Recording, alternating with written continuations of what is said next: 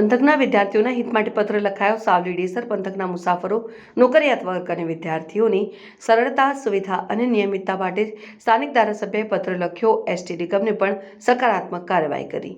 વડોદરા જિલ્લાના 135 વિધાનસભા મત વિસ્તારના ધારાસભ્ય કેતન ઇનામદાર પાસે ડેસર તાલુકાના શિહોરા પંથકના મુસાફરો, નોકરિયાત વર્ગ અને ડાકોર આણંદ અભ્યાસ અર્થે જતા વિદ્યાર્થીઓની રજૂઆત આવી હતી. જે અનુસંધાને નિયામક શ્રી એસટી વિભાગને પત્ર લખી ડાકોર આણંદ તરફથી આવતી એસટી બસ સામે પાર રાણિયા ગામથી લંબાવીને શિહોરા સુધી લંબાવવા રજૂઆત કરાઈ. જ્યારે સાવલી એસટી ડેપોથી વહેલી સવારે વાયા ભાદરવા શાંકરદા થઈને વડોદરા અને આણંદ જતી એસટી બસો અનિયમિત અને વિદ્યાર્થીઓની સંખ્યા કરતાં ઓછી હોવાથી શાળા કોલેજોમાં અભ્યાસ અર્થે અવરજવર કરતા વિદ્યાર્થીઓના અભ્યાસમાં વિક્ષેપ પડતા રોષ જોવાઈ રહ્યો હતો. ધારાસભ્ય કેતન ઇનામદારની એસટી નિયામક વડોદરાને કરાયેલ રજૂઆતના પગલે એસટી નિગમે વિદ્યાર્થીઓના સુવિધા માટે સકારાત્મક પ્રતિસાદ આપ્યો હતો અને સાવલી ડેસર તાલુકાના મુસાફરો, નોકરિયાતો અને વિદ્યાર્થીઓની સગવડતા માટે અન્ય અનેક એસટી બસ નવીન રૂટ ચાલુ કરવા પત્ર લખી સૂચન કરાયું છે અને ફરીવાર પત્ર લખવું ન પડે તેની કાળજી રાખવા એસટી વિભાગને જણાવ્યું હતું. જે બાબતે ધારાસભ્ય કેતન ઇનામદારે આપી પ્રતિક્રિયા. સાવલી ડેસરની અંદર તમામ એસટીના રૂટ, નવા એસટીના રૂટ બનાવવા ચાલુ કરવા માટેની મેં ડીસીને ડાયરેક્ટ પત્ર દ્વારા ભલામણ કરી છે.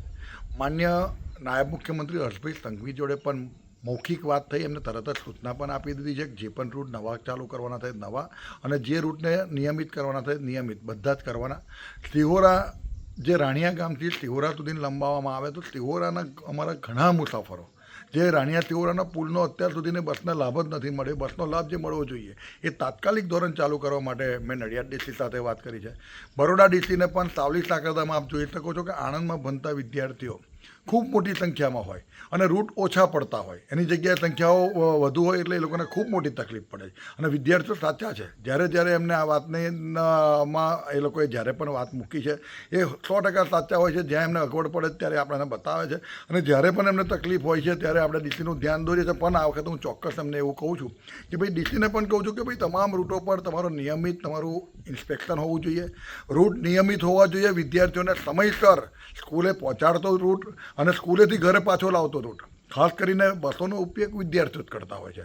એવી રીતે અમારા ગોપરી, અમારા કાલોલ ડેપોથી જે જેસર ગોપરીની સડાસાલ, ઝુમખા, મેવલી, આ બધા જે રૂટો છે, જે નવા રૂટો ચાલુ કરવાના છે, જે રૂટોને નિયમિત કરવાના છે, બધા જ પત્ર દ્વારા તમામ રૂટોના એકદમ ક્રમશઃ બધું આપી દીધું છે. મને વિશ્વાસ છે 8-10 દિવસમાં આનું નિરાકરણ આવી જશે.